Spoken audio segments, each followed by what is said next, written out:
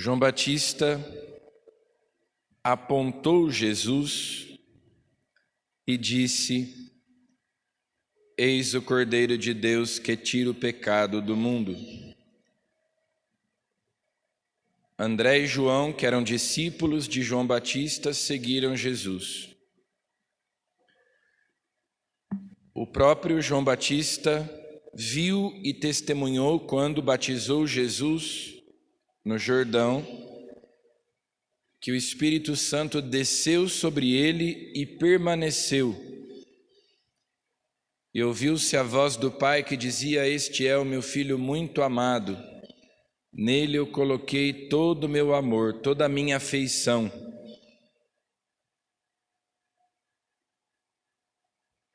E o próprio João Batista diz: é preciso que ele cresça e eu diminua.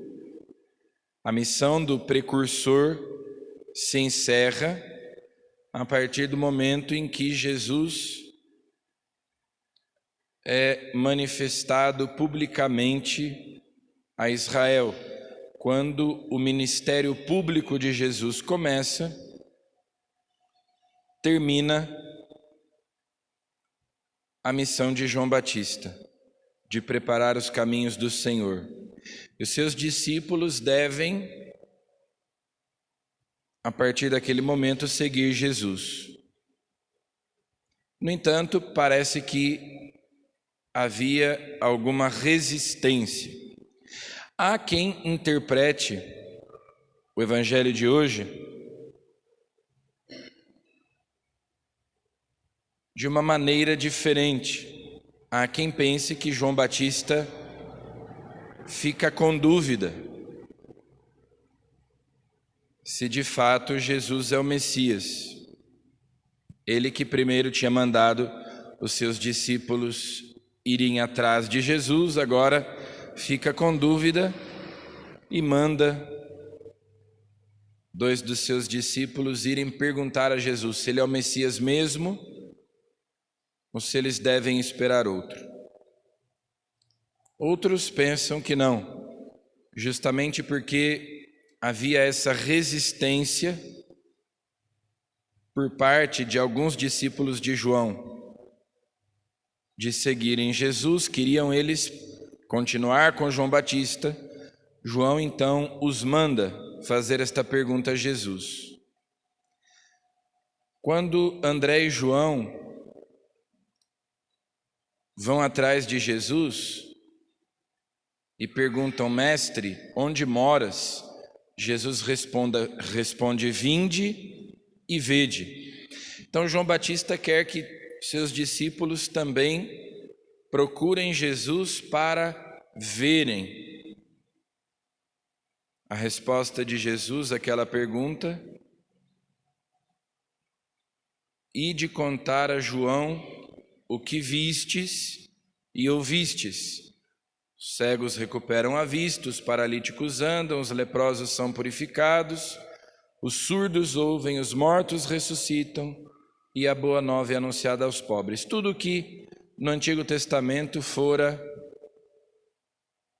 profetizado, anunciado. Então João Batista envia os seus discípulos para que eles vejam com seus próprios olhos que Jesus é o Messias, por meio das obras, por meio dos sinais que Jesus realizava. E assim, João Batista diminuísse e Jesus crescesse. Os discípulos de João seguissem Jesus. E isso já depois, nos Atos dos Apóstolos, também nós vemos quando São Paulo chega à cidade de Éfeso.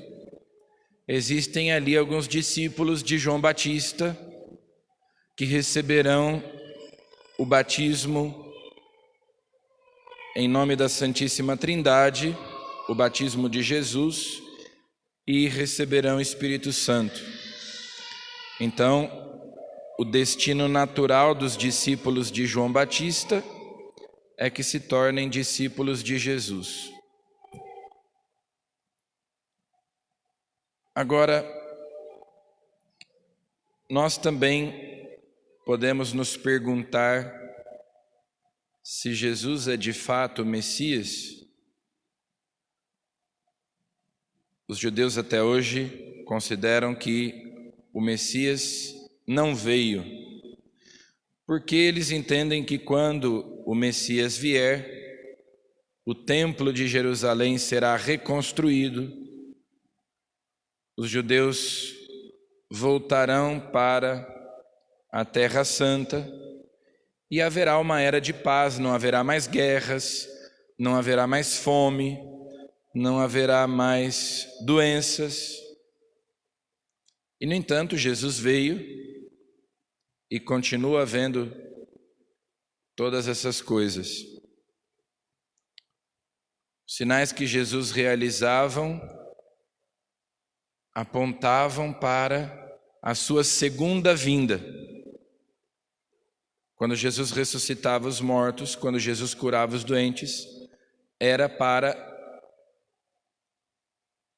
demonstrar o seu poder e de alguma maneira antecipar o reino escatológico, a sua vinda gloriosa no fim dos tempos.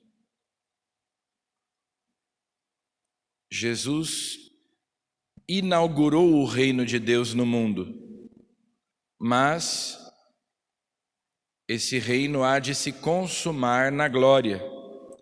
A obra de Jesus está, de certo modo, inacabada. Ele já realizou a obra da salvação, mas a igreja precisa continuar a sua obra até que ele venha, anunciar a salvação e atualizá-la, aplicá-la a cada pessoa por meio dos sacramentos.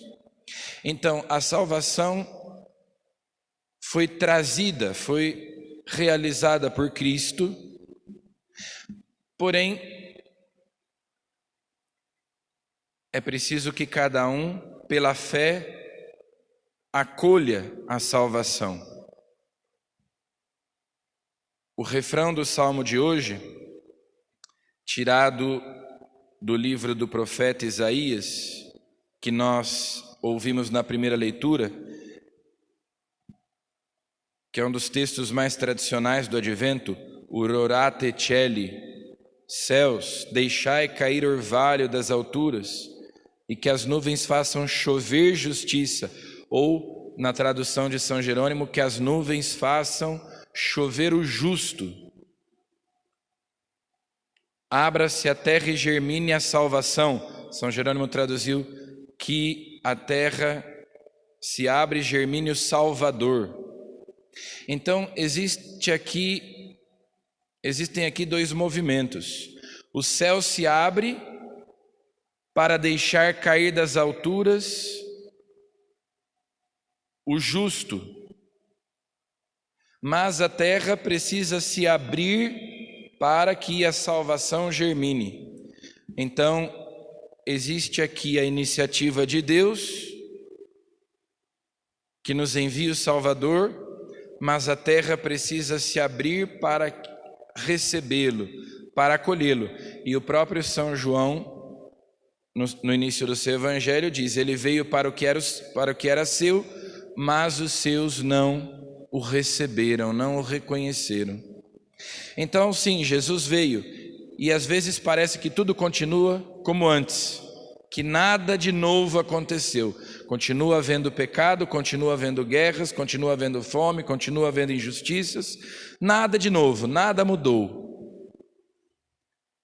Mas porque o céu se abriu, enviou o justo, mas a terra muitas vezes continua fechada.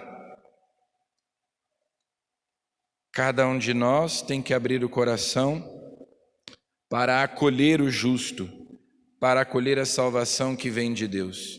E pela fé nós vamos acolhendo a salvação e a igreja vai aplicando a cada pessoa os frutos da salvação que se vai realizando em nós, mas nós estamos neste tempo intermediário entre a primeira e a segunda vinda. E quando Jesus vier em sua glória, entregará o reino a Deus Pai, e a sua obra que foi iniciada e que continua na história da igreja há de se consumar definitivamente. Então que o nosso coração se abra para que germine a salvação que Deus fez chover do alto, enviando-nos Jesus. Amém.